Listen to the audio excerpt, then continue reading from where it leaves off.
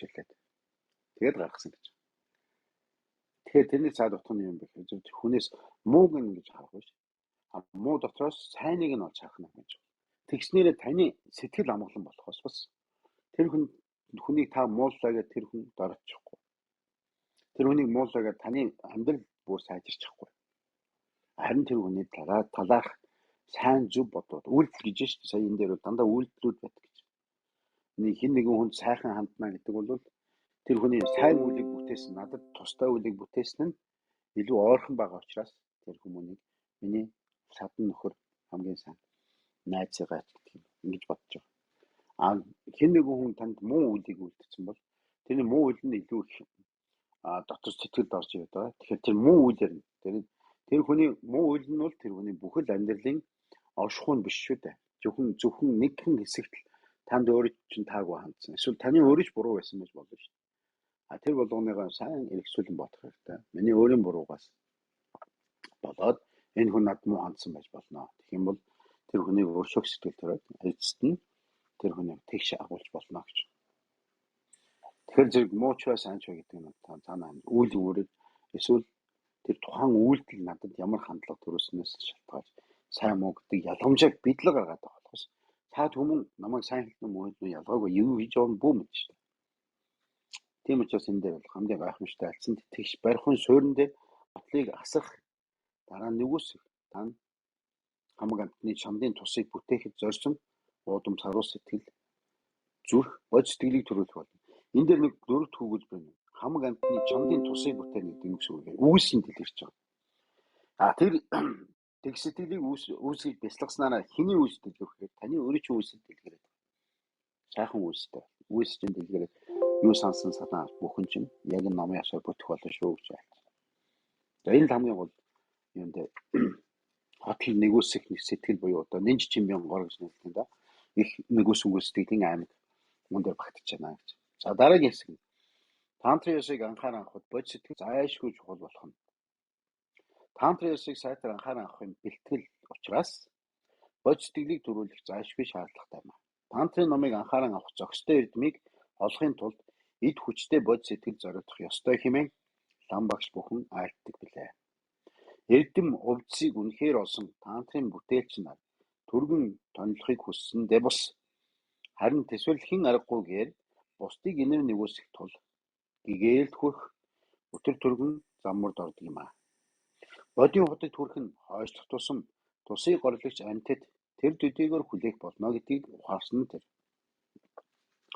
Тиймээс асар түргэн тантрын хөлгөн нь амьтны тусыг сайтар өтөр бүтээхийг хүсэгчдийн мөр юм аа. Тантрын номыг бүтээхийн гол чухал бэлтгэл бол бод сэтгэл гэдгийг үнэн хэдий ч үнэн хэрэг дээр эсэргээрээ тантрын номыг анхааран авах зорилго нь бод сэтгэлийг аривдуулан дэлгэрүүлэх явдал юм аа гэвэл илүү зохимжтой. Жишээлбэл Жанасыг бурхан, Манжушири бурхан, Дариф бурхан тэргүүтэн тантрын ёсны асар олон ядан бурхтуудын эрхийг буюу вангийн аваад бясалгаж бүтээдэг юм аа. Энэ олон ядан байхын учир чухам юу юм бэ? Гэвэл тэдгээр номыг анхааран авахын зорилго нь юу вэ? Гэвэл энэ бол бод сэтгэлийг л төрүүлж аривдуулахын тухайтад байдаг юм шүү гэж айлцсан байна. Эдгээр ядан бурхтуудад үүнээс өөр ямарваа шалтгаан байхгүй юм. Өөр шалтгаан байхгүй. Дандаа бод сэтгэл байгаа шүү гэж айлцсан. Үнэн дээр бол тантрын ёсны бясалгал бүхний цор ганц зорилго нь бод сэтгэлийг баттай сайтар төрүүлэх явдал байдаг. Жишээлхэд мянган мотор Жанас бурхны үйлийг авч үзье л та. Өөрийн сэтгэл оюуныг гэрлийн мөн чанартай хэрэгүү ариун мянган мотортой төрлөختөнд хувилган бясалгахын хамаг учир нь зовж гасалсан мянган амьтанд туслаад гараа сунгах юм шүү дээ. Тийм олон гартай мотортой болохыг хүсэх өөр ямар шалтгаан байж болох вэ? Та өөрийгөө энэ адилаар хувилган бясалгахад амаргүй байвал бясалгалыг өөрийн ёс уламжлалт тохируулаад үйлдэж болох ба дотоодын төрлөختнөө Иесус гэдэг юм уу, Гигам Франциско эсвэл нэгүсгүй бодисдва болон босод хэрэгүү ариун төрлөختөнд хувилгаж болно. Жарасыг тэргүүтээ ядан бурхтууд нь бүгд нэгэн адил бусдын тусыг бие барилгүйгээр бүтээх уг мөн чанартай байдгийг бид ухаарах ёстой. Тиймээс би тантрын ёсоор аливаа ерөөл залбирлаар өвөр бусдад аргаар өөрийг хэдэн лүгэ адил бодохыг оролдож буйн гагц өөрийгөө тэдэнтэй адилхан болохыг бодож оролдож буйн ганц тэдний адилаар биед барилгүйгээр бусдын тусыг бүтээхийн тулд юм шүү. Энэхүү биед барилгүйгээр бусдын тусыг санах нь бодис сэтгэлийн жинхэнэ утга учир ба тийм учраас бодис сэтгэл нь тантрын ёсны гол бэлтгэл байгаа зогсохгүй. Тантрын ёсны анхааран авлагаас гарах хамгаас чухал үр дүн юм шүү. Үүсэн юм шүү гэж айлц. Тус пандэ тус амгалан бол эдгээр бүгдээс гар. За энэ дээр жишээлбэл гарч ирэн мөч өгч манай айлцсан байна. Бодис сэтгэл гэж юу юм бэ? Бодичита гэж санскритээр тийм. Тэгэхээр энэ бодис сэтгэл гэдэг төвдөр бол жан, чу, симба гэсэн үг. Тэгэхээр жан гэдэг нь юу гэсэн үг вэ? Асар ариун сэтгэл. Асар ариун. Чу гэдэг нь түүнд эзэн болж байгаа сэтгэл. Эзэн. Тэгээд симба гэдэг нь тэр сэтгэл санаа. Тэгэхээр асар ариун сэтгэл гэдэг нь цаа дотор нь юу гэж хэлж юм бэ? Дайснаач бурхан, өөрийг амраг саднаач бурхан, дайсан ч бас амраг садан ч бас жирийн нэгэн уур танихгүй төрөл хитэн бүгдийг гэсэндээ. Бүгдийг нь бурхан мон гэж бодож байна. Тэр ариусан сэтгэл дээр өөрөө яг эзэн болж явах юм шиг гэж айлцсан байна. За энэ бол ерөөсөө жанчуусан ба гэдэг асар ариуныг л үнэхээр эзэмсч чадж байгаа. Түүнийхээ эзэн болж чадж байгаа. Түүн дээр жинхэнэ баатар мэт зогсож чадж байгаа. Мөн тэрэн дээр яг очир мэт сэтгэлээр зогсож чадж байгаа. Тийм төрөл хитэн бол бодис сэтгэлтэн болж чадна гэсэн. За нөгөө утгандаа бол энэ дээр ядан бурхны тухай альцсан байна. Жишээд мянган моторт 60-аас бурхан болцоход өөрийгөө бясалгаад тийм мянган мотороор мянган төрөл хитэн бүгдийг л одоо аварч байна. Тэгэхээр дээр бол 1000 гэдэг тоон зөвхөн тоо төдий байгаа болохоос уулын цаана хязгааргүй олон тоотой амьтныг аварч байгаа юм. Тэр мотор болгон дээр мэлми байдаг юм очтой камера. Тэр болгон амьтныг зовлонгоос нь гэтлэх гэж шүү дээ. Тэгэхээр цаана утгандаа юм бэ гэхээр 1000 моторт 1000 мм. Жаас бурхан бол бидний үргэлж явж байдаг юм.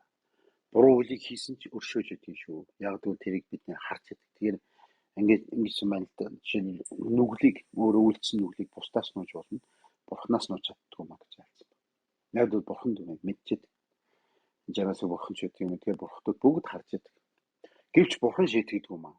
Хэн шийдэхгүй вэ гэхээр таны өөрийн үйл үүрийг тэр үйл үүрийн үр дагавар нь буюу тэр үйл үүрийг илэрхээс өөр аргагүй тэр нөхцөл шалтгаан. Үйл үүр хуурмаггүй гэдэг номлол суугаад бурхан багшийн номонд байгаа. Тэгэхээр тэр хуурмаггүй үнний хүчээр тэр үйл үүрийг илэрхээс өөр аргагүй.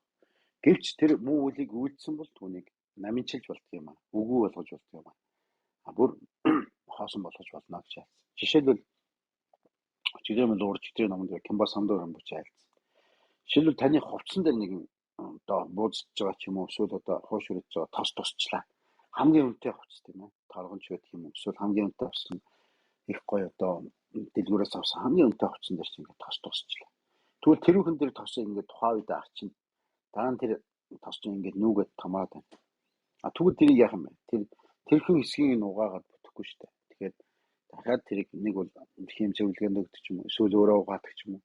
Эсвэл ямар нэгэн байдлаар бүхэл бүтэн хувцсыг угаахаас өөр аргагүй бол. Жишээл дээлэн дээр тал болцлоо гэхэд тэр дээлний талбыг ганцхан өстэй дээлч гэдэг юм уу, эсвэл хүнтэй дээлч гэдэг юм уу, тэрлэгч гэдэг юм уу, тэрүүхэн дээрсгийг авчиад болохгүй шүү дээ. Бүтэхгүй байна. Харин нэг мөс нэг сайхан угаачаар тэр талбан чарилна. Нөгөө дээлч гэсэн бусад өөр өнгөц хэрүүд мөрөн дээр, далан дээр хавтын хормот ч юм уу байсан бүх хэрүүд адилхан. Яг тэрнтэй адилхан бид сэтгэлээрээ ямар нэгэн муу үйл үйлдсэн бол эхлээд сэтгэлийн угаасаа ариусгах хэрэгтэй. Тэгэх юм бол дараа нь тэрийг байхгүй болох хэрэгтэй гэж байна. Тэр нь яаж болдго юм бэ гэхээр нөгөө нүглийг арилгах дөрвөн их хүчээр бий болдог гэж альцсан байдаг тийм ээ. Эхлэнд нь одоо түүнийгээ санах, би гимтэй шүү гэдгээ санах. Дараад нь түүнийгээ гимших хүч, эхлээд гимших хүч. Дараад нь түүнийг бомтлохын хүч. Дахиж би хийхгүй шүү гэж бомтлож. Дараа нь ерөндөгийн хүч. Ерөндөг нь юу юм бэ гэхээр би түүнийг хийхгүй гэдэг. Ингээд би дахиж хийхгүй шүү гэж өөртөө дахин амлаад мөн дээрэс нь базарсад бурхны 50-ыг уншдаг ч юм уу, дүүн шиг уншдаг ч юм уу, дор зүдвийг уншдаг ч юм уу, таваа чимоог уншдаг ч юм уу, ингээд мөргөл, эргэл, бясалгал, бүтээлийг хийх. За дараа нь шүтээний хүч. Шүтээний хүч гэж юу? Эцээч юу юм бэ гэхээр Шүтэн гэдэг нь таны өөрийн бие маа. Таны өөрийн сэтгэл бурхны бүх сэтгэл таны уг язгуур сэтгэл оршиж байгаа. Тэр нь дармакая буюу осон чанар номын сэтгэл. Тэр бурхан бүгд таны сэтгэлд байгаа хамт байна. Дараа нь тэр бурхны зарлиг тантай хамт байгаа. Тэр нь юу гэсэн үг вэ гэхээр бурхан номыг сонсох бурхны одоо тэр тантра маш их нарийн гайхамшигтай мантра буюу тарнуудыг унших ингэснээр таавар ариусдаг. Тэр хэлээрээ ариусгаад тэр хэлэгдэж өөрөө авьяаны цаана бүх одоо мэдрэмжүүд vital essence energy гэж нэрлэж байгаа. Тэгээд түг сорг буюу одоо тэр амин зүрхнээс гарч байгаа тэр энерги гэдэг бол тэр огтргуус ачууд харж байгаа. Тэгэхээр тэр та өөрөө дахиж хийхгүй гэдэг тэр амлалтаа тэр тарнаар дамжуулан өгч байгаа маа. За гурав дахь нь юу юм бэ гэхээр тэр нирвана кая. За саяны тэр тарныг уншиж байгаа нь өөрөө самбокая буюу төгсчээр олон ялгшин байгаа юм бурхны. Тэгээд дараад нь та өөрөө уншиж байна гэдэг чинь энэ биеэрээ л одоо л би элдв нүгэл гэм алдааг одоо л ариусгахгүй зуурдад би ариусгах чадахгүй. Яг бол зуурдад бийгөө ч тэгж одоо энэ байгаа энэ төрөл хитэн дээр энэ сайхан боломжтой байгаа энэ биен дээр ариусгах чаддаг шиг тэгж зуурдад ариусгах чадахгүй. Яг бол зуурдад асар хайц араасаа ирдэг. Тийм учраас тийм боломж байхгүй. Дахиад төрөл авна тэрэн дээр ариусгахна гэвэл бас тэр шиг бүтэхгүй юм байхгүй. Учир нь та маргааш юу болохыг мэдэхгүй байгаатай адилхан. Миний дараагийн төрөл хаашаа одохыг мэдэхгүй шүү дээ. Харин одоо яг юу хийх болох бүх боломж чинь тэр гайхамшигтай тэр хүч чадал чи яг одоо байх шүү гэж альцсан байдаг. Гэх мэтлэн дээр энийг ингэж бүтээгээрэй гэж. Нөгөө талд нь мянган мотор жанасыг бурхан эсвэл одоо өмнө дурдсан ямар ядан бурхны бүтээн дарих ч юм уу эсвэл одоо энэ дээр альцсан байна тийм ээ. Манжушири бурхан ч юм уу ямар нэгэн бурхны бүтээхэд ядан гэж байна. Ядан буюу энэ төв дээр бол ид дам гэсэн үг. Монголоор бол одоо өөрийгөө бурхан санаж нэгсэндээ бурхны амг сүр жавхланд босох гэж байна. Лаян харж ял гэж байдаг. За тэгвэл тэрний цаад утга юм бэ гэхээр ид дам гэдэг төвд үгийн ид гэдэг нь анхных нь сэтгэл гэсэн үг. Дам гэдэг нь түүнийг барих хүлэх гэсэн. Тэгвэл юу гэсэн үг вэ гэхээр би үнэхээр мянган мотор жанаас бурхан боллоо гэвэл 11 тэрбумтай, мянган мотортай, 1000 мм-тэй хоёр хөл дээр ингээд зогссон байгаа дүртэй. Миний хөлний дор нар саран дэвсгэр түүний дээр батамлах цэцэг байна. Яг ингэж бодоод бяцлахад нүсгэлийн зэрэг үсгээд ингээд бяцлахад таны сэтгэл зөвхөн тэр үсгэлийн зэргийг батна. Өөр нь бодож чадахгүй болчих. Яг тэр мэтчлэн үсгэлийн зэрэг үсгэснээр өөрийнхөө сэтгэлийг тэр бурхнаар хүлж гин гэсэн. Нэгсэндээ хүлнэ гэдэг нь өөрийн сэтгэлийг өөр бусад юм бодохгүй болтол тэгж орон зайг дүүргэж байна гэсэн. Сэтгэлийн орон зайг дүүр. Тэгээд түүний дараа умааны бадны хом гэдэг нь эсвэл намаарадна дараа яа гэдэг энэ жанаас бурхны мянган мотор жанаас бурхны дарааны мантра гэж нэрлэдэг тэр сүн аг. Тогтоолын тарныг уншихад та бол маш их буйныг бусдад түгэж байгаа шүү гэж альцсан. Тэгээ энэ үед юу гэж яах вэ? Жанасыг тэргүүтээ ядан бурхтад бүгд нэгэн адил бусдын тусыг биед барилгүйгээр бүтээх уг мөн чанартай гэдгийг ухаарах ёстой юм а гэж альцсан. За ингээд дараагийн хэсэг өөрийн үсгсэн хязгаарыг хийнэ гэж. За энэ өөрийн үсгсэн хязгаарыг хэвтгэхийн дотор буруу үзлийн гэм гэж юу юм бэ гэдгийг анхаарах хэрэгтэй. За буруу үзлийн гэм тантрын номыг хэрэггүй ариунаар үйлдэх юм. Бэлтгэл хоёр нь болох магад гарах сэтгэл, бод сэтгэл хоёр гэж. Энжүн гэдэг магад гарах сэтгэл, бод сэтгэл нь жанчужээс юм ба. Энэхүү хоёр сэтгэл нь өөрийн уг мөн чанарыг таних орон зайг хэрхэн бүтээдэг талаар урд дурдлаа. Таашаал цэнгэл чунаад гаднаас сэтгэл ханамжийг эрэлхийлэх зуршлыг өөсөн гарах, сэтгэл ганхуулан судруулах ба бусдыг үл тоомсорлон гагцхүү өөрийн тусыг хичээгч өөрийг инхрээлэн сэтгэлийг бод сэтгэлээр дарддаг юм аа. Инхрээлэх тэр сэтгэлийг бод сэтгэлээр дарддаг. Ингээд суур бэлтгэлийн 3 дахь нь болох төв үзлийн тухай дурдж өгүүлье гэж. За тэгвэл зөв үзэл гэдэг нь юм бэ хэмээхээр зөв үзэл хэмээхээр бид болоод хамаг бусад юмс үзэгдэл үнэн хэрэг дээр хэрхэн оршдог болохыг тодорхой ухаарсан бэлэг ухааныг хэлж байгаа. Энэ бэлэг ухаан болоо өөрийг болоод ертөнцийн зүй тогтолыг эндүрч таньсан атгаг тэрхүү бодлын шууд ерөндөг юм аа. Энэхүү эндүүрэл ташаалд авсан цагт өөртөө бүтээсэн үл ханахын хүрдэнд эц төгсгөлгүй эргэлдэн тэнүүчилж гүжирдлэгийн энэ ертөнцийн хүлэгдэн баригддаг юм аа. Харин энэхүү буруу үзлийг тастан түүнээс бүрэн хагасч чадвал эдгээр өөрийг үгүйсгээд буй гэтлэхгүй. Өөрийнхөө үгүйсгээд байгаа тэр гэтлэхгүй. Орон зай, шаналлгүй амгалан тэргүүтнийг олох болно. Жишээл бурхан надаас тустай юм аа. Бурхан гэдэг бол өөр юм аа. Би бол өөр бодгол юм аа гэсэн энэ эндүүрлийн бодлого. Тэгвэл бурхан гэдэг бол таны дотор байгаа учраас та тэр дотор бурхнаа харахгүй байгаагаа бурхан надаас хол юм аа гэж бодох нь бас зөв үзэл биш юм аа. Бодит байдлыг таних зөв үзлийг ухаана гэдэг ямарваа нэгэн нууцлаг зүйл биш ээ. Энэ нь үннийг байгаа олж харахыг үнэн гэдэг. Үнний бараг олж харахыг хүсэн залбирч тэнгэр ширтэх явдал бас биш. Тэрчлэн тэнгэр огторгойд хаа нэгтээ зөв үзэл байгаад газарт буруу үзэл байдаг юм биш ээ. Эсвэл бохирдол бүхий өрөндийн хотуудад буруу үзэл тогтсон байхад Гямлаа нурууны цэвэр агаараас бид зөв үзлийг олно хэмээн бодож бас болохгүй. Ийм юм гэж бас байхгүй. Зөв үзэл цаг үргэлж хаасгүй оршиж байдаг. Бодит үнэн байдлын үзэсгэлэнт дүр төрх юмс үзэгдэл бүхэнд яг энд идүүгээ оршиж байдаг. Гагцхүү бодит байдлын ариун үзэгдлийг халахлан буй өөрийн сэтгэлд гүжирдлэгийн үе давхаргыг л арилгах явдал юм. Гэмээргүй үнч бидэнд тэрчлэн түүнээс салах арга зам нь бидэнд буй гэлээ. Өөрийн талаар ийм тийм гэсэн яг таг бодол санааг агуулах бүрт бид эндүрч байдаг.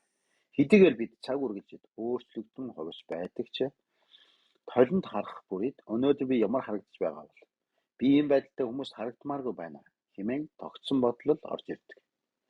Бид нэгэн агшнаас нөгөө агшинд өөрчлөгдсөн хэдий ч өөрийг мөнхийн үл хувирах мөн чанартай мэт сансаар байдаг. Гадаад ертөнцийг мөн адил эндүү гайх ташимгай хардаг.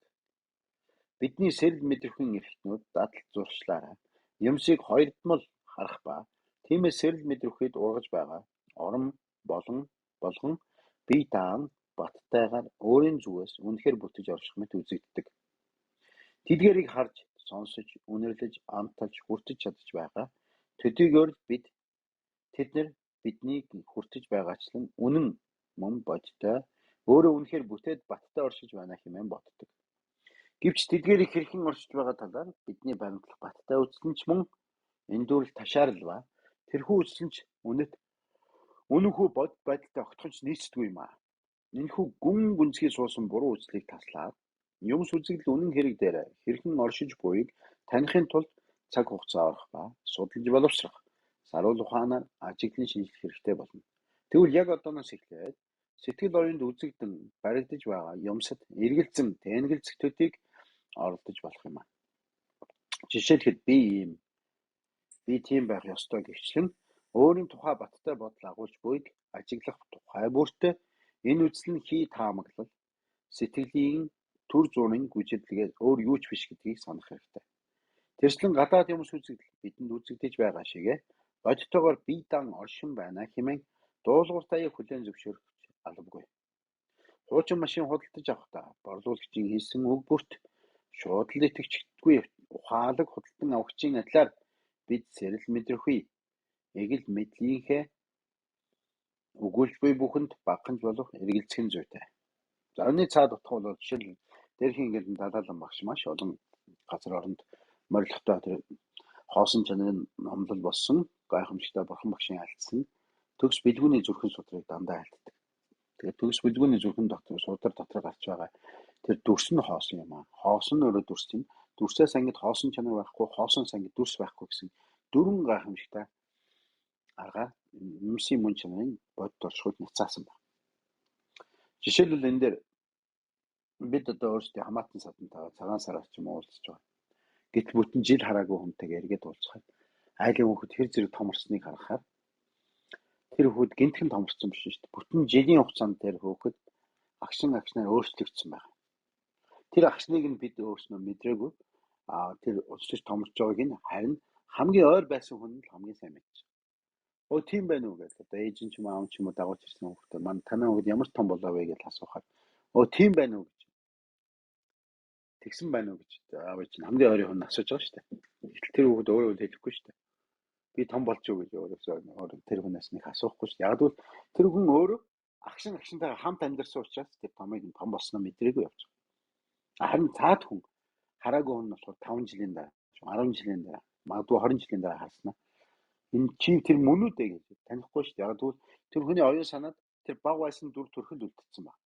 Тэр баг байсан дүр төрх нь агшинд өөрчлөгдөж байгааг нь би хараагүй учраас тэр нь хараагүй нь миний буруу бос юм байна л да. Буруу бос юм. Тэрийг юу хэлээд байдаг нэхэ дүрс хоосон гэсэн байна. Тэр дүрс чинь миний анхны харж байсан тэр дүрс эвдэрч байгаа тэр агш нь өөрөө хоосон байгаа байхгүй. Тэр юу гэсэн үг вэ гэхээр 5 жилийн өмнө харж байсан хүүхэд 10 жилийн дараа 15 настай болчихсон мэдээж шал өөр болцсон байгаа. Тэгээд тэргээр юуг ухаарч юм гэхээр энэ нөгөө 5 жилийн өмнө харж байсан дүрс чи хоосон байсан байна гэдгийг ухаарч. Дараа нь хоосон нь өөрөө дүрс юм аа. Тэгвэл дараа нь хоосон нь өөрөө дүрс гэдэг нь юм бэ хэ? Нөгөө тэр 15 жилийн дараа 10 жилийн дараа харсан хүүхэд маань нэр тэр мөн дөө гэсэн ухамсар оюун санаа төрөнгүүд за хинч байдгийг дорж байт юм уу? Эсвэл баярмаач хинч байдгийг болормаач гэдэг юм одоо эсвэл тэр охины нэр эсвэл тэр бандын нэр дараа нь тэр нэртэй тэр дүрсийг холбож байгаа нь өөрөө юу гэж нэхэ хоосон нь өөрөө дүрс болчихж байгаа. Гурав дахь нь юу гэсэн үг вэ гэхээр тэр хоосноос ангид дүрс байхгүй гэж. Тэгвэл хоосноос ангид дүрс байхгүй гэдэг нь нөгөө урд бодож исэн 5 настай тэр дорж юм уу 5 настай хин бэдэн тэр охин ч байт юм уу те 7 урт олжин ч байт юм уу тэр нь нөө хоосноос ангид дүрс байхгүй гэдэг нь 5 настай дүрсийг би мартахаас байхгүй болчих. Мартна. Тэр нэртэй навд мартаад одоо тэр 15 настай тэр охин ч байт юм уу хүүгөөний дүрстэй би өөрийгөө нийлүүлж байгаа хоосноос ангид дүрс байхгүй гэж. Дараа нь дүрсээс ангид хоосон чанар байхгүй гэдэг нь нэрээ тэр 5 настай дүрсийг ч гэсэн байна. Мөн 15 настай тэр охины дүрсийг хоёуланг нь хадгалаад үлдчихэж байгаа оюун санаатай. Тэгэхээр тэр юу гэсэн үг хэрэг дүрсээс ангид хоосон чанар байхгүй. Тэр хоёр дүрс хоёулаа хоосон байгаа. Тэгэхээр энэ бол гайхамшигтай айлцсан бурхан багшийн айлцсан тэр төгс бэлгүүний зүрхэн судар гэдэг номод бол ингэж айлцсан. Тэр мэтчлэн бид нар юм сүрзийг ингэж л харах хэрэгтэй. Тэн дээр бас нэг далаа багшийн айлцсан нэг гайхамшигтай нэг сургаал бий. Хэрвээ юмс агшинд өөрчлөгддөггүй юм бол харин бүх юм сонирхолтой болно. Хэрвээ юмс болгон өөрсөө агшинд өөрчлөгдөж байдгийг санах юм бол нэрээ ертөнцийн зам үнэн юм байна. Мөнх ус гэдэг нь үнэн юм байна гэдгийг бид өөрөө ухаарна. Тийм учраас momentary change гэж байна. Бид нар ч гэсэн өөрөө агшинд өөрчлөгдөж байгаа. Энэ газар дэлхий улирч солигдоод байна гэдэг чинь агшинд л өөрчлөгдөж байгаа шүү. Өвөл болж байна. Өвлийн зах зуны халууныг хайгаад ханаач болохгүй. Гадна талд шүү. Зуны халуун гадна талд байлаа гэхэд тэр гаднаас өвлийн тэр хүтэн цэнгийг хүтэн мөстэй тэр жавартай өвлийг ханаач харах тал. Яг бол агшиндаа юм өөрчлөгдөж тэр агшиндаа тэр орон зай бүрдүүлж тэр агшиндаа бид адилхан амьдраа явдаг. Жишээл өвлийн цагт амьдарч байгаа мөртлөө зуныг бий болох боломжгүй. Тэр гадна талчуд гадна талд зуны цаг байгаа мөртлөө өвлийг бий болох боломжгүй байдаг. Тэрнтэй адилхан гадна талын байгалийн үзэгдэл бид нэр яа харахгүй байгалийн хуулийн захирагтаас сурахгүй тэрнтэй адилхан одоо энэ дээр хамгийн сүүлийн өгүүлбэрт байна л да. Жишээл хуучин машин худалдаж авахдаа борлуулагчийн хэлсэн үг бүрт шууд итгэждэггүй ухаалаг худалдан авагчийн адилаар бид сэрэл мэдрэхүй эгэл мэдлийнхээ өгүүлбэр бүхэнд багахынч болов эргэлзэх нь зүйтэй гэж. Жишээл хамгийн сайхан өнгөтэй ч юм уу дүрстэй хамгийн сайхан дүрсийг эсвэл хамгийн сайхан бараа таваар юу гэдгийг тэрийг надад үзүүлэх нэр энэний цаана юу байгаа вэ? Энэ хүний хэлж байгаа үг болгонд би заавал итгэх албагүй шүү дээ. Яг тэр болгоныг маш сайн судлах. Олон талаас нь судалж үзэх хэрэгтэй. Урд нь тэр машиныг унжээсэн хүний эзнээс нь энэ машин ямар доголдол гардаг юм. Энэ машин юугаар бусад машинаас ялгаатай юм бэ гэх юм. Ингээд олон хүмүүсээс асууж сургалж тэгээд юугаар ч хуурсан байх магадaltaй байдаг учраас тэд болгоны цаад хуурсан болгоныг маш сайн анхаарч анзаарах хэрэгтэй гэсэн. Гэх мэтлэн ингээд энэ дээр бол юу гэж альцсан бэ гэхээр ертөнцийн үзэж байгаа юмс үзэгдэл болгонд шууд итгэх албагүй шүү гэж. Шууд итгэчих юм бол тэр чинь өнгөцгөн ухамсараа дагсны шинж юм аа. Харин тэдгээр бүхний цаад нарийн ухааныг ингээд дахин ихтэл үзээд ингэснээр харин та зөв сонголтыг хийх боломжтой. Мөн бүр ингээ алмаарч бас болохгүй. Ингээд авах гэж байгааж мэдчихгүй, гүйж мэдчихгүй ингээ алмаараа хараад зогсоод тэгээд өөр хүн урдууч аваад явчих шүү дээ. Тэр хүсчихсэн бараа таваарч тийм ээ. Тэгээд тэн дээр яг тухай үед нь зөв шийдвэрээ гаргах маш ухаалаг байх хэрэгтэй шүү гэж айлцсан. Тэгэхээр ухаалаг байна гэдэг нь өөрөө зөв үзэл юм. Тэгэхээр зөв үзэл гэдэг нь яг цаанда юун дээр суурилах ёстой вэ гэхээр буруу үзлийг нэвт таньсан байх. Тэр суурин дээр суурилсан байх хэрэгтэй юм шүү гэж. За дараа нь зүүд ба хоосон чанарын тухай. Тэгэхээр ерөнхийдөө бид өөрсдийн хуурмаг гүтгэлгэд хэрхэн хууртан төөрөлдөж байдгийг болон түүний нөлөөг хэрхэн эвдэн гитэлж болдгийг ухаарахыг хүсвэл зүүд нойртойгоо адилтгаж үзэх нь тустай. За дөнгөж сая зүүдэн дотор байсан хүмүүс өглөөс ирэхин цагт хааччих ба. Бид хаанаас гарч ирээд хааш одчих вэ? Тэд нар бодит юм уу эсвэл үгүй юм уу? Мэдээж үгүй. Зүүдэнд үзэгдэх хүмүүс үйл явдал бүхэн бидний унтаж зүүдэлж буй сэтгэл оюунаас ургасан тэрхүү оюун дахь үзэгдэл төдий юм аа. Гагцхүү зүүдэлж байх үед тэд бодит байх бөгөөд дараах өглөө нойрноос ирэхэд бүдэг бадаг санагдах төдий байх билээ. Гэтэл унтаж байх үед үнэхэрийн жинхэнэ бидний салангад тусдаа баттай оршиж байгаа мэт санагдсан. Тэр мэтэн санагдаж байсан байх шүү дээ. Харин биднээс ирээд тэд бол зүүдэлж асан оюун сэтгэлийн минь гүжирлэг төдий байжээ гэдгийг мэднэ. Ийхүү ихэд бодис санагдах хэдий ч үнэн хэрэг дээрээ тэр хүмүүс хумхийн тосны төтөч өөрөө бүтэж ис орчдог. Тэдгээр нь зөвхөн зүүдэнд хиндүүрэл төдий бөгөөд тухайн орны зүгээс үнэхэрийн бүтгэс хоосон юм аа.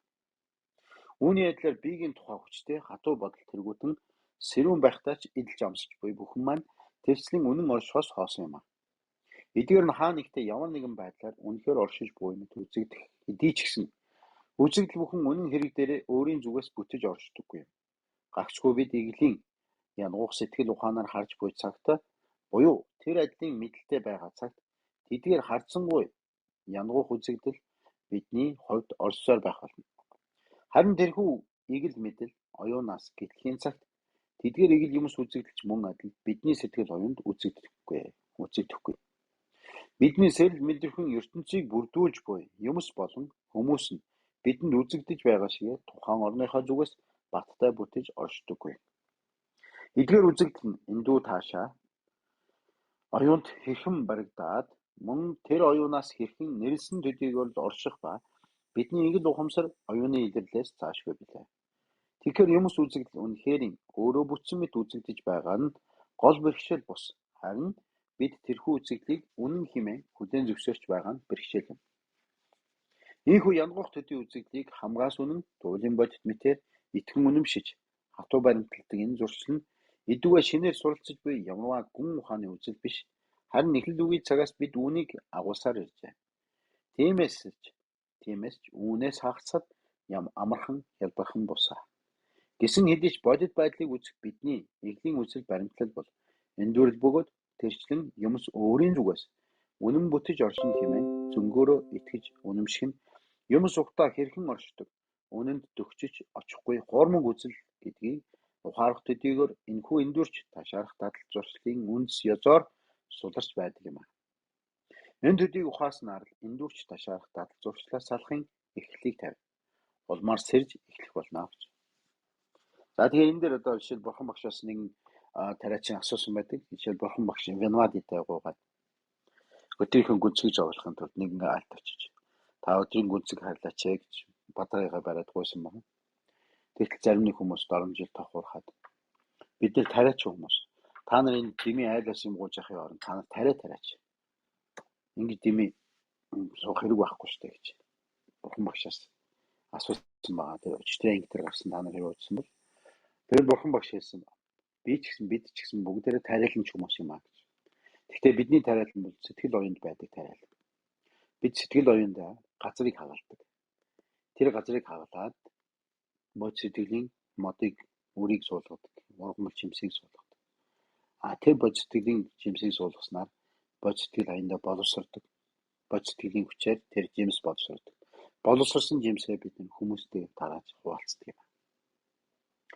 Тийм учраас бидний тариалан бол оюун сэтгэл санаанд байдаг гэж айлцсан байна. Тэрний цаад утга нь юм бэ? Яг үнэхээр үнэн. Тэр юу гэсэн бэ гэхээр бид нар өөрийнхөө тэр сэтгэлийн тариалан гэж байгаа сэтгэлийнхэн тэр сайхан гайхамшигтай боломжн дээр эхлээд хөрс зүйрээ тэгшхэн болох. Замун бордоогоор бордно гэдэг маань их нэгүс хүмүүстгэл хайр инэрлээд эхлээд хөрсөө боловсруулах хэрэгтэй. Боловсруулсан хөрсөн дээр одоо сая бод сэтгэлийн хур бороо шим нарыг оруулах хэрэгтэй. Нар. Тэр нар тусч ирж ачид лам багшийг бодож байгаа. Ачид лам багшийг бодоод лам багшийн айлдвар сургаалыг тэрхүү тариалан дээр ургуулад ирэхээр тэр тариалангаас юу бүрдэх вэ? Бод сэтгэлийн шим болсон тэр үр болгоныг суулгацсан байгаа тэр тариаланд.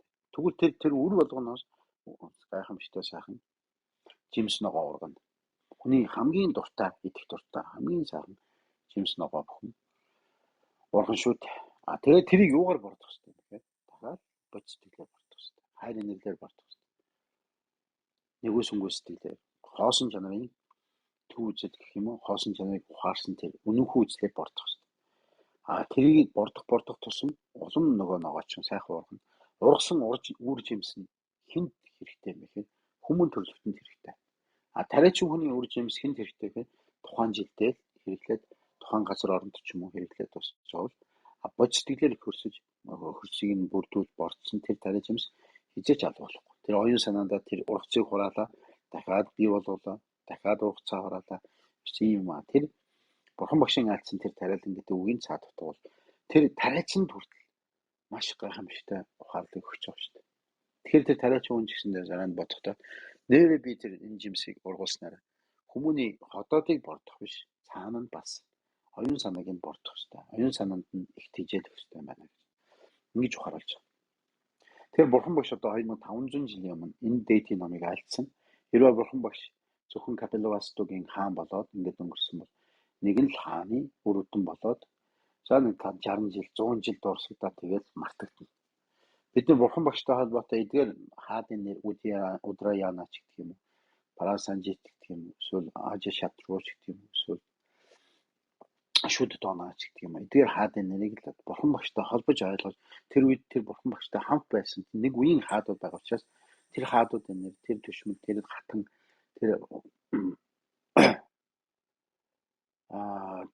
тэр хунтайж, тэр одоо гүнж тэдгээр нэрийг л одоо сонсоод өнгөрч байна. Тэгвэл тэр чинь тэдгээр хүмүүс юугаар алдарсан? Бурхан багштай нэг үед амьдарч байсан учраас нэр нь бас тэгээд хоцроод өнгөрч. Ашока хаан байна. Бурхан багшаас хойш Бурхан багшийн бүх сайхан юуны бүх дурсгалуудыг дэлгэрүүлсэн. Их олон сүм дург шүтэн босгосон. Их олон багныг дурсгалын багнуудыг босгосон байдаг шүү дээ. Гэх мэтлэнгээр Ашока хаан ч гэсэндээ тэр Бурхан багштай холбоотой байсан учраас 2500 жил мартагдaltaгүй ингэж өнгөрч. Тэгэхээр нэг хүнийг дагсан, нэг сайхан гигантник, нэг бурхныг дагсан хэсэг хүмүүс тэг сайхан гигэж болтго юм байна гэдгийг үзүүлж байгаа. Тэгэхээр тэрний юу гэсэн үг вэ гэхээр тэр Бурхан багш тэр үед үнэхээр бод сэтгэлийн тариалан тарьсан учраас тэр тариалангийн ургацыг одоо ч гэсэн бид авсаар байна шүү гэсэн санаа шүү. За цаашлаад бид барихыг болон айдас гэж юу юм бэ? Зөвхөн гадна талын юмс үзэгдэл бидний бодит байдал хэмээн гүжирдэн тулгаж байгаачлан өөрийн зүгээс үнэн бүтэж баттай оршихоос хосон байдаг юм бус. Тэрслэн бидний дотоодоо баримталдаг бие хэмээгдэх чинь мөн тэр адилхан юм аа. Бид ерөөсөө л өөрсдийгөө маш их бодиттой, баттай, үнэн хэмээн сансаар байдаг. Тэрхүү үнэн бодит орших биеийн тухайд огтхонч хэрэгэлцдэггүй ба тэр бол өөр нэгэн эндүрэл хэмээн санах нь ч утгагүй мэт юм аа. Байдаг. Бид тэгж боддог. Гэсэн хэдий ч бид энэхүү баттай орших бие хэмээхийг ирж хайгаад үзвэл хаанаас ч олж чадахгүй юм байна гэдгийг мэдэж авч болно. Толгой, гар, хөл гэд биеийн ямар нэгэн үе гишүүн бие биш. Бие дангаараа болж чаддгүй. Биеийг дангаар нь илэрхийлж чаддгүй маа. Ганцхан толгой байгаа. Ганцхан гар байгаа. Ганцхан хөл байгаад биеийг бүгднээр нь олж чадахгүй. Сэтгэл оюунч үүнтэй мөн адилхан зогсоо зайгүй сэтгэл бурхан арилах тоймгүй улам бол санаа мэдрэмжийн аль нь ч жинхэнэ бие биш юм аа. Энэчлэн мэдээжээр тэрч баттай цул бие хэмээх нь бие сэтгэлийн нэгдлийн гаднаас нь ч үл олдно. Гэтэл бие даан өөрөө бүтэж орших бие хэмээхийг бие сэтгэлийн дотор гаднаас хаанаас нь ч олж чадахгүй. Хэдий ч бид сэтгэл зүрхнийхээ угт тэрхүү бие хэмээхийг хамгаас бодож жинхэнэ мэтээр хадуу барьсаар байдаг. Энэхүү биед барих сэтгэл бол үнэнхүү үнэн бусыг үнэн хэмээн барих төрлөх итгэл үнэмшил мөн ба хамаг зовлон бэрхшээлийн их үүсвэр юм аа. Энэхүү эндүү таашаа итгэл үнэмшлийг сурч мэдэх шаардлагагүй төрсөн цагаас хамт байсаар байсан.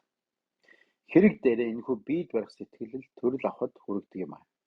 Энэхүү биед барих сэтгэл хэрхэн эндүүрэн барьдаг вэ гэвэл бодит байдлыг миний сэтгэл хэрхэн харж байна вэ гэвэл чухам юу би хэмээн итгэж байна вэ гэвэл эдгээр бүгд бид өөрийн эгшин хорон бүрийн бодлыг ажиснаар энэ талаар ерөнхий нэгэн санааг авч болно. Хэрвээ ийхүү анхааралтай шинжилвэл би бол яг ийм гэсэн урдаас тогтсон хатуу бодлыг бид тээж явдаг ба тэрхүү төсөөлөл нь үнэн бодит байдалтай огтхонч нийцдэггүй болохыг ажиглана. Биед барих хэмээх энгийн үндэс нь би хаа нэгтэй магадтай оршин би бол бодиттой хэмээн бодно. Ийхүү бид хэн бэ, юу вэ гэдэг нь үргэлжид ховсон өөрчлөгдөх сэтгэл оюун хийгээд бие махбодын цогцод нэр өгсөний үр дагавар төдий гэдгийг хормын төдөд ч бодолцож үздэггүй юм аа. Биед барих сэтгэл нь өөрийн талаар баттай бөгөөд найдвартай хэмээх төрхийг бүрдүүлээ зогсохгүй. Түүнийг хамгаалан хадгалж байхыг ихэд хүсэх ба би хэмээх нь зөвхөн нэрэтгэл нэр өгсөн төдийгөр оршин гэдгийг огтхонч үл зөвшөөрнө. Харин ч би өөрийн зүгээс уг мөн чанараараа бүтэж оршин би бол зөвхөн нэг мухар сохор ухаанаас үүдэж гарсан төдий зүйл бол биш юм хэмээн итгэж баттгаж болно. Гэвч энэхүү баримтлал нь бүрэн эндүрл юм. Энэ л чухам бидний хамаг зовлонгийн язгаар болсон буруу үзэл юм аа. Бид өөрийн болоод юмсын энэхүү баттай үзэгдэлд ихэд дадаж зурсан тул гинэт арай илүү сул чөлөөтэй уужуу тавин үзлийг баримтлана гэдэг нь амаргүй. Энд яригдж буй би хэмээх сэтгэл буюу өөрийг баттай оршин байгаа хэмээхэд суурилсан эндүү оюун ухаан нь асар хүчтэй хатуу бөгөөд түүнийг ганхуулах гэсэн үзэл санаа бүхний эсрэг байдгаараа тэмцэх болно. Тиймээс би хэмээх нь бусад бүх зүйлсийн адилаар зөвхөн атгах сэтгэлээс өгсөн нэрэтгэл төдий юм аа гэдэг гэхэд ихэд цочорч үүмцэх болно. Тиймээс л өөрөө бүтэж ис орших би хэмээхийг бяцлах хуйст асар их эсэргүүцэлтэй тулна хэмээн ухаарах хэрэгтэй. Энэ бол ердийн зүйл бөгөөд сэтгэл гүн суусан би хэмээх чинь дарагдахын эсрэг тамжиж буйна тэр юм аа. За тэгэхээр энэ дээр айдсан ба шүү дээ. Би хэмээхийг бяцлахж явах үед асар их эсэргүүцэлтэй тулаад байна. Яагаад гэж юм гэхээр тэр би хэмээгч гэдэг бодол гэдэг бол маш хүчтэй байгаад байна. Тэгвэл би хэмээхийг дарах нэг арга гарч ирмэч ууш их сайхан айлцсан. Тэр үе юм бэ гэхээр эхлээд өөрийгөө ядан бурхан бодож бяцлагаад өөрийн тэргүүн дээрээ ачадлан багшгаа бодоод за тэгээд энэ дээр юу гэж бодох вэ гэхээр нөгөө би гэсэн бодол чи зүрхэнд байна тийм ээ. Зүрхний хот мандал. Тэгвэл зүрхний хот мандалд байгаа бигээ хум өсгөөс олчих гэж. Хум. За тэгвэл тэр хумыг тойроод л одоо ямар ч тарин яриж бол умманы бадны хум гэсэн тарин намайг яриж. Тэрний юутай адилхан бэ? Хүрдтэй адилхан. Бид нар гандан дээр очиод хүрд эргүүлж өөрснөө ч гэртээ хүрд эргүүлж. Тэгвэл хүрдний голд байгаа тэр гол нь иргэдэггүй маа. Гол суурь нь гол нь одоо яг суурь хэм одоо гол модон эсвэл төмрөөр хийсэн бол төмөр нь гол төмөр нь эргэхгүй. Тэн дээр байгаа. Тэр төмрийг тойроод гол төмөр гол шугамыг тойроод харин тэр олон хүрдний тэр хуульцсан байгаа тэр одоо майн байдаг юм, базар садын тарин байдаг юм уу, дархийн тарин эдгэр бүгдлэр байдаг. Тэгвэл эцээс юу юм бэ гэхээр би гэсэн хумсыг хумаар солчих юм бол тэр хумыг тойроод намайг тойроод тарин л эргээд байгаа. Хуманы ингэж биеийг ариусгах юм. Яг тэгвэл би ч нөрөө мөн чанартай хөрөнгө үсэг юм шүү. Энэ дуу чимээл байдаг. Би гэдэг шиг өөр энэ хоосон чанартай дуу чимээ төдий юм аа. Нэр төдий юм шүү. Сайн энэ дууг барихын аргагүй шүү дээ тийм ээ. Аргагүй. Гэхдээ дууг байгахгүйг хинч баталж чадахгүй. Байгааг нь болохоор хүн болгон сонсоод байдаг. Яг тэрнтэй адилхан би бол ачим мөн чанартай мантра юу тарин мөн би гэдэг нь өөрөө санаа Махамудрын сэтгэл юм аа. Би бол 5 гишүүн 5-нд нь оршиж байна. 5 гишүүн гэдгийн цаад утга нь 5 махбодод 5-нд нь оршиж. Би хаана оршиж байна гэхээр би өөрөө миний өөрийн биендээ хамт оршиж. Миний гарч би, хөлч би, одоо бич би, 5 гишүүн бүгд би юм аа. Дотоод 5 цул эргэтэн ч бас би юм аа. Ингээ бодохоор тэр би болгон ч өөрөө хум өсгөх таахгүй. Хум өсгөх. Хум. Тэгвэл хумаар авсчих юм бол энэ бол гайхамшигтай. Тэгвэл тэр хумаас юу цацарч байгаа нэг гадаа 5 махбод 5 л авсан. Хумд цацарч бүгд Махамутраа болно гэсэн. Тэгэхээр энэ дээр юу жаалсан бэхээр гадаа 5 махбод гал, шороо, ус, хий, огторгой, нар, цар, хөрс, шороо, ургамал эдгээр бүгд бий оршиж. Жишээл бурхан багш төгсгөөснийхээ дараа ганц бодмодны навчийг хараад юу гэж хэлдэг вэ гэхээр энэ бодмодны навч ямар гоё үзэсгэлэнтэй юм бэ те. Энэхүү навчийг ингээд хараад хахад энэ навчинд бүх юм байна. Энэ навчин дотор энэ навч бол хэрвээ хөрсгүй бол урахгүй. Тэр хөрсөн дээр бодмодны үр суугаагүй бол урахгүй. Тэгвэл бодмод байхгүй л энэ навч байхгүй. Энэ навч нь бас бодмодны мөчрийн нэг хэсэг юм аа. Энэ навч өөрөө тэр хөрсний нэг хэсэг юм. Энэ навч өөрөө тэр бодмодны тэр гол бүхэл модны л нэг хэсэг юм аа. Гэх мэтсэн цаашлаад энэ ганцхан навчин дотор хөрс байхгүй адилхан нар байхгүй бол бас урахгүй.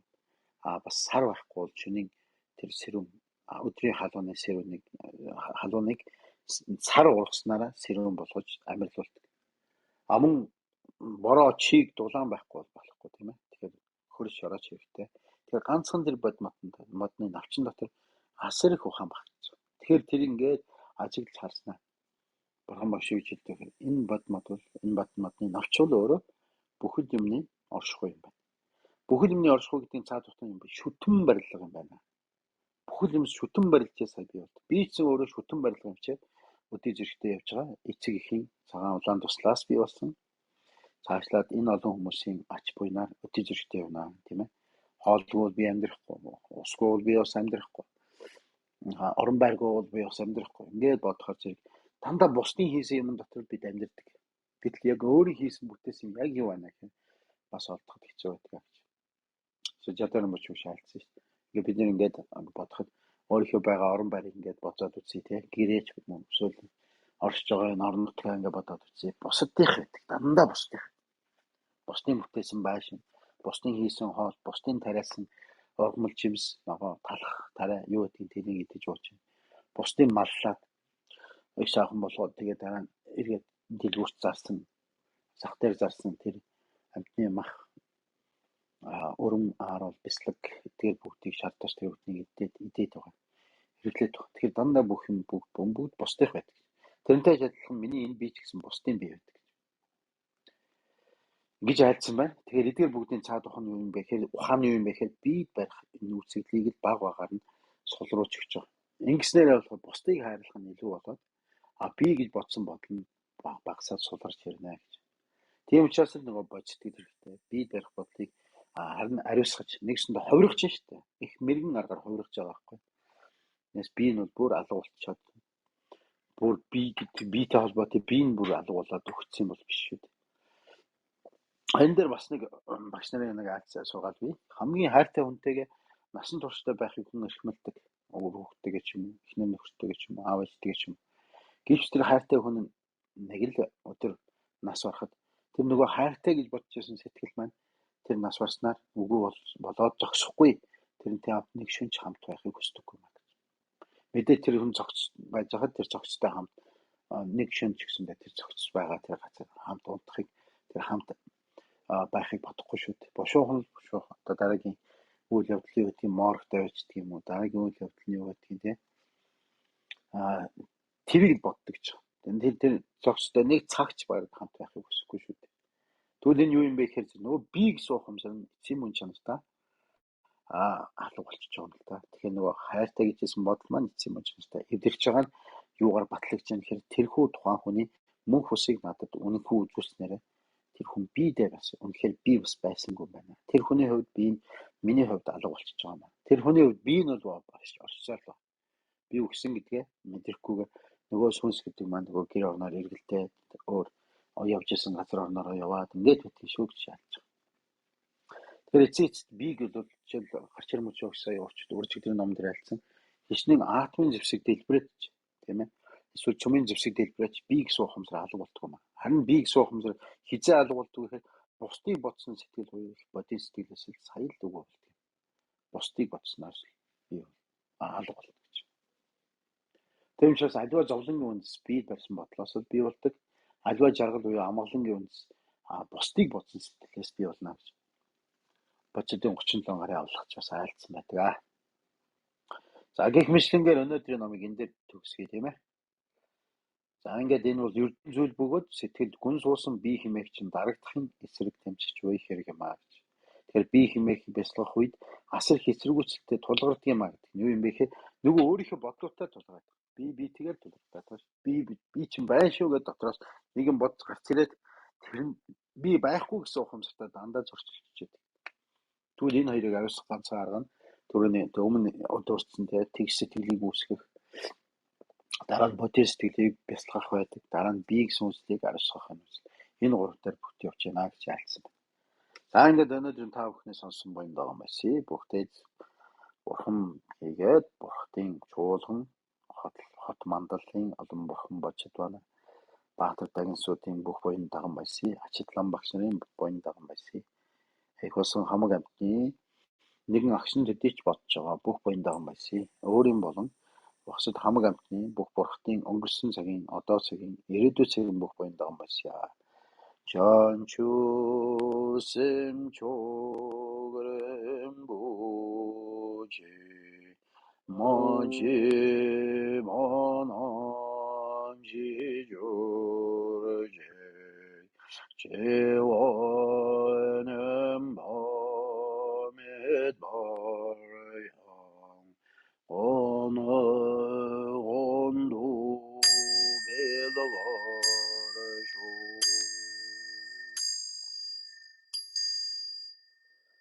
бодийн дээрдний сэтгэл төрөөгүй нэгэнд нь төрөх болтугай төрсөн нэгэнд нь эс дороотож улам дэшээ аривжих болтугай.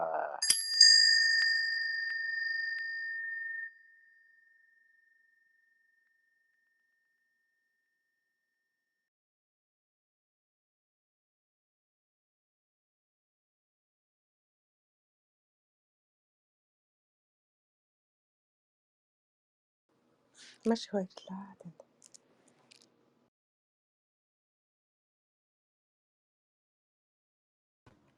Багштай боллоо. За гэлэлээ өгш.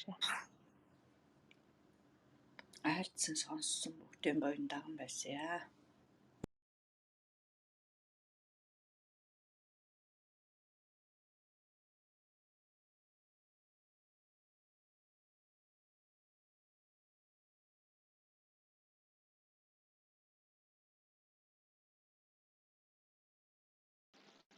Багшаа ном маань дүүрснөө дүүрээгүй юу? Сая нэг цаг явахад 6 хуудас явсан байх шүү дээ. Цаана маш олон хуудас бий. Одоо энэ бид нэг 180 хуудасны 74-р хуудсан дээр л явчихна. Яг талаа. 2-9-18 гэдэг шүү дээ. 90 хуудас ирдэг тал дээр очиход талдаа орно гэсэн үг. Одоо энэ чинь шууд бичигдсэн байгаа даа тий. Бичгтэйг энэ нөгөө Clubhouse дээр бичигдсэн байгаа. Өмнөх хичээлүүд болохоор Facebook дээр махан материал дээр бичигдээ ширлэгдсэн байгаа. Нэг тэгээд Clubhouse-аар хатгаар нь бичсэн дээ. Одоо replay on байна. Энийг off болгочихвол. Clubhouse дээр л байцлаа.